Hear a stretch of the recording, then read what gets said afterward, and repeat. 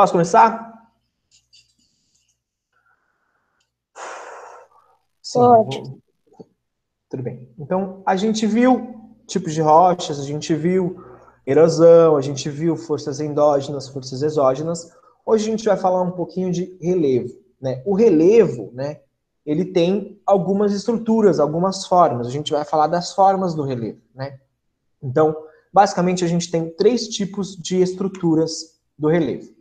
A gente tem os escudos cristalinos. O que são os escudos cristalinos? São formações muito antigas, ou seja, que se formaram há milhões de anos atrás, na era pré-cambriana, que é uma primeira era geológica que a gente teve, né?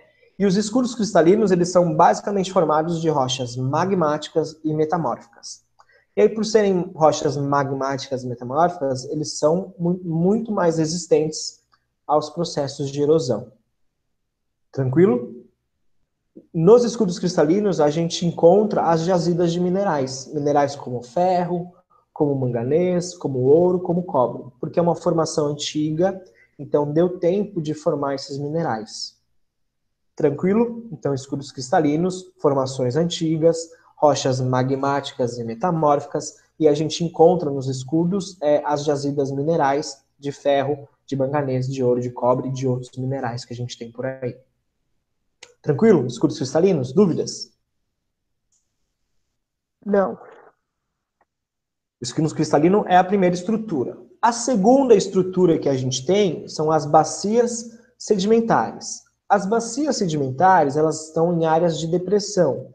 A gente vai ver o que é depressão, mas depressão é uma área mais baixa, tá? Então, elas também se formaram ao longo de milhões de anos e elas foram preenchidas por sedimentos. Lembram lá no processo de erosão que a rocha fica desgastada e aí ela tira um pedacinho da rocha? Esse pedacinho da rocha chama sedimento. É esse sedimento que vai ser depositado, ou seja, que vai ser colocado nas bacias sedimentares. Essa imagem aqui que a gente vê são milhares de sedimentos que foram depositados nesse relevo, né? Então, as bacias sedimentares estão nas áreas de depressão, que são áreas mais rebaixadas, preenchidas por sedimentos. E nas bacias sedimentares, a gente vai encontrar os combustíveis fósseis, como o carvão, como o petróleo, o gás também é encontrado nas bacias sedimentares. Tudo bem? Então a gente tem uma diferença. Escudos cristalinos, minerais metálicos, rocha mais dura. Bacias sedimentares, preenchimento de sedimentos, e aí se é uma rocha sedimentar, é uma rocha mais fraca, e a gente vai encontrar combustíveis fósseis como carvão e como petróleo. Tá bom? Acaba 9h30. Como de sempre, né? Nossa aula acaba 9h30. O Davi perguntou. Tudo bem? Escudos cristalinos e bacias sedimentares. Tranquilo? E a terceira estrutura são os dobramentos modernos. Os dobramentos modernos, como o nome já diz, são feições mais recentes, são formações mais recentes, são dobramentos modernos, da era Cenozoica, que é a última era geológica que a gente tem, tá? São rochas, aqui tá errado, tá? São rochas mais resistentes, não menos resistentes, sujeitas a intenso processo tectônico. Os dobramentos modernos a gente viu na aula retrasada, como elas se formam no choque das placas, né? Então, as placas se chocam, uma placa vai ser destruída, a outra vai ser levantada, formando os dobramentos modernos, as grandes cadeias de montanhas. Então, os dobramentos modernos, eles se formam através de terremotos e através também do choque de placas e de algumas atividades vulcânicas. Tudo bem? 3 feições: escudos cristalinos, rochas mais resistentes, magmático sedimentar, jazidas minerais. Bacias, rochas menos resistentes, preenchimento de sedimentos, combustíveis fósseis. E os dobramentos modernos, formações mais recentes, formados pelo choque das placas, pelas atividades, pelos terremotos e pelas atividades vulcânicas. Tranquilo?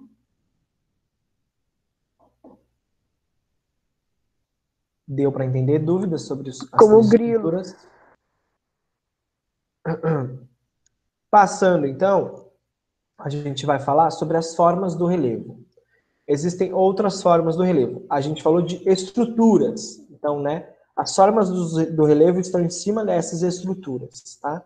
Então, as formas do relevo são 4 tipos também. A gente tem os planaltos, as planícies, as depressões e as montanhas.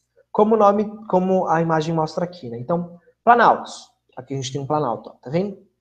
Planaltos são formas maiores que 600 metros de altitude, né? E onde vai acontecer principalmente o processo de erosão, como mostra a imagem aqui.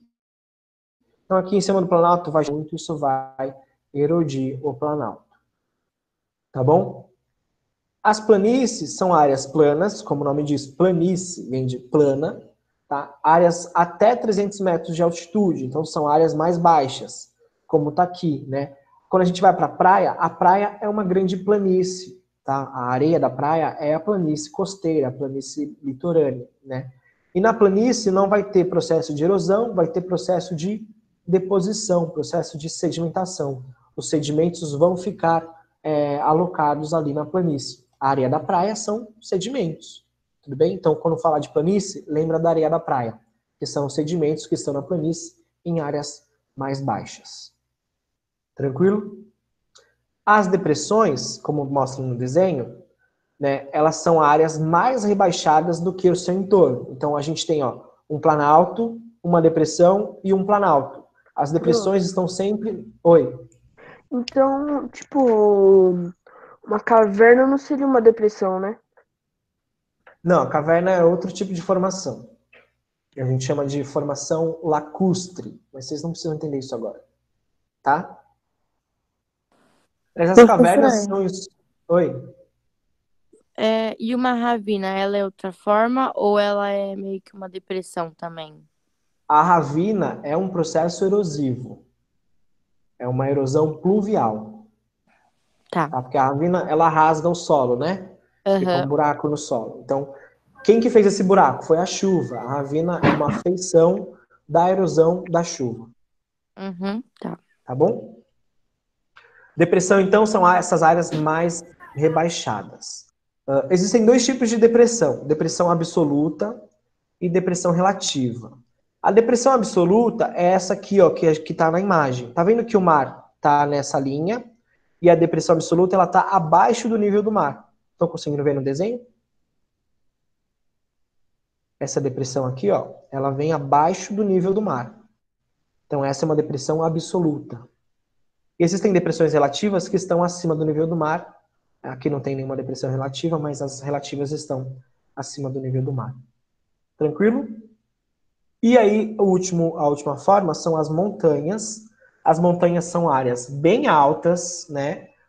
Mais de 700 metros de altitude, e elas têm as encostas bem íngremes, né? Então, ela tem a vertente, a sua forma, ela é bem íngreme, ela é bem inclinada, como mostra o desenho aqui, né? Então, dá para ver bem a diferença, né, das feições.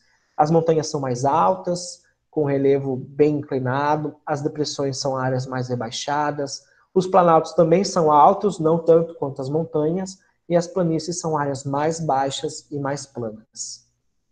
Deu para entender a diferença? É só olhar o desenho e aí ler Oh, as e características. as águas, elas seriam esqueci o nome. Mas as águas faria parte desses relevos? A gente vai ver relevo oceânico. Calma aí, você está adiantando a aula. Tá bom? Professor, Oi. então, quando a gente fala,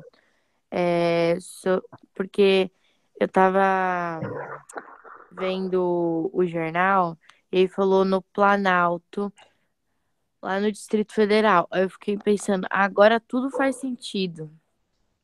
Você tá explicando que de Planalto, e agora tudo faz sentido agora, tudo. A gente vai ver ainda os planaltos no Brasil, as formações do relevo no Brasil. Mas onde tem planalto no Brasil? No Centro-Oeste, onde está Brasília, onde está Mato Grosso, Goiás. Né? Os planaltos É, o ficam Distrito ali. Federal. Exato. A gente também tem alguns planaltos lá na Amazônia, alguns planaltos no sul do Brasil. E São Paulo, cidade de São Paulo, está em cima de um planalto. A Serra do Mar é um planalto. É, Tudo bem? tudo bem. Aqui, ó, quem falou de relevo oceânico, vamos falar de relevo oceânico. Quando a gente fala de oceanos, de mares, a gente tem uma outra classificação. A gente tem outras formas de relevo no oceano, né? Então a gente tem o continente aqui em cima, no verdinho. Ali é a praia onde a gente consegue chegar ali na praia, onde a gente consegue pôr o pezinho, sabe? Na praia. Aqui é a plataforma continental, que é uma área de menor profundidade. Então, quando a gente está na praia, a gente está na plataforma continental. Se a gente nadar bem lá para fundo, bem lá para alto mar, a gente vai encontrar o talude. O talude é esse degrau que acontece entre a plataforma continental e a planície abissal. Então, o talude é como se fosse um grande degrau, e aí a profundidade do mar vai ficar muito grande. Tudo bem? Continente, plataforma continental. O talude é esse degrauzão que vai aumentar a espessura, né, do nível do mar. E aí a planície abissal, que a planície abissal também a gente pode chamar de plataforma oceânica, né, que é justamente o fundo do solo, o fundo do oceano, é a planície abissal. A gente tem também a fossa oceânica. A fossa oceânica seriam as depressões dentro do oceano.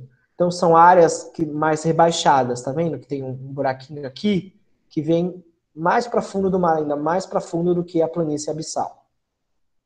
E aí a gente também tem no oceano algumas cadeias de montanhas ou cordilheiras oceânicas, que também são chamadas de dorsal oceânicas, né? A dorsal são um conjunto de várias montanhas que existem no fundo do mar. A gente já falou da dorsal atlântica, no meio do Oceano Atlântico, entre a África e a América do Sul, a gente tem uma grande cadeia de montanhas que é a dorsal mesoatlântica, formada pela separação das duas placas, da placa africana e da placa sul-americana. Deu para entender relevo continental, relevo oceânico, quem me perguntou aí? Quem foi que me perguntou sobre os oceanos? Eu. Deu para entender? Deu sim, prof. Tranquilo? Alguma dúvida sobre o relevo oceânico? Deu. Então aqui ó, a gente tem um mundo físico, ou seja, um mapa do mundo com as Prof, altitudes. Oi. como é que você acha que se forma essa fossa oceânica? Provavelmente pela própria movimentação da água. A água, lembra que a água é um agente de intemperismo, é um agente de erosão? Então a água ela vai também erodir o fundo do leito do rio, do rio não, do mar. E aí vai formar essas fossas. Tá, obrigado. Tá bom? Ou também por movimento tectônico. Então acontece um terremoto e aí parte do relevo vai para baixo, ou parte do relevo vai para cima, e aí formam essas fossas. Aqui o mapa do mundo com as altitudes, então quanto mais escuro, quanto mais vermelhinho, mais alto. E a gente tem algumas áreas bem altas no mundo, né? Aqui na América do Sul, os Andes, aqui nos Estados Unidos, as montanhas rochosas, aqui, ó, na Ásia, o Himalaia, né? São as áreas mais altas do mundo. Tudo bem? Então, o mapa físico, quanto mais escurinho, quanto mais vermelho, mais alto, maiores altitudes a gente tem. Curvas de níveis. Curvas de níveis é um pouquinho complicado, então prestem atenção, tá? Curvas de níveis. As curvas de níveis, elas vão representar as diferentes altitudes do relevo. Então, tá vendo o mapa físico? A gente vai representar esse mapa físico num mapa, né? São linhas imaginárias e elas vão ser traçadas para indicar, né, a mesma altitude. Então, cada curva de nível significa que tem a mesma altitude. Eu vou pôr o desenho para ficar melhor. A gente tem aí o desenho de uma montanha, vocês estão vendo? Então aqui embaixo a gente tem ó, essa curva de nível, essa linha de 20 metros. E aí conforme a gente vai subindo a montanha, a altura vai subindo, certo? Então essa curva é de 20 metros, essa curva é de 40 metros, essa curva é de 60, essa curva é de 80, a curva de 100, a curva de 120, a curva de 140 e a curva de 160. Então as curvas de níveis aqui elas estão subindo de 20 em 20. Rapidinho, pessoal, tô acabando. É o penúltimo slide, tá? Curva de níveis, subindo de 20 em 20 metros. Aqui a gente tem a montanha, certo? Aqui eu vou colocar outra imagem que a gente vai representar a montanha nas curvas de níveis no mapa. Aqui a gente tem um mapa dessa montanha. Vocês estão vendo, ó, a curva de 20 está aqui, ó, a curva de 20. A curva de 40 está aqui, ó, a curva de 40. A curva de 60 está aqui. Então, ela vai jogar as curvas como se fosse, né, como se a gente estivesse olhando assim de frente. Como se a gente estivesse olhando a montanha de cima, sabe? A gente veria dessa forma com as curvas de níveis. Tudo bem? As curvas de níveis são as alturas. A gente consegue ver a altura do relevo, a altura da vertente. Tem uma outra imagem aqui, ó. Acho que essa imagem fica legal. A gente tem aqui embaixo as montanhas, né, o relevo. E aí tá vendo que vão puxar essas linhas justamente para as linhas que existem, as curvas de níveis que existem aqui embaixo. Então, ó, essa linha aqui é uma linha de 10 metros. Então, a linha de 10 metros é toda essa linha aqui. Essa outra linha aqui é uma curva de 20 metros. Então, a curva de 20 é essa outra aqui. Assim como a de 30, 40 e 50 metros também. Tudo bem? As curvas de níveis, então, elas vão ser usadas para a gente medir a altitude, para a gente medir a altura do relevo, a altura das formas de relevo. Deu para entender?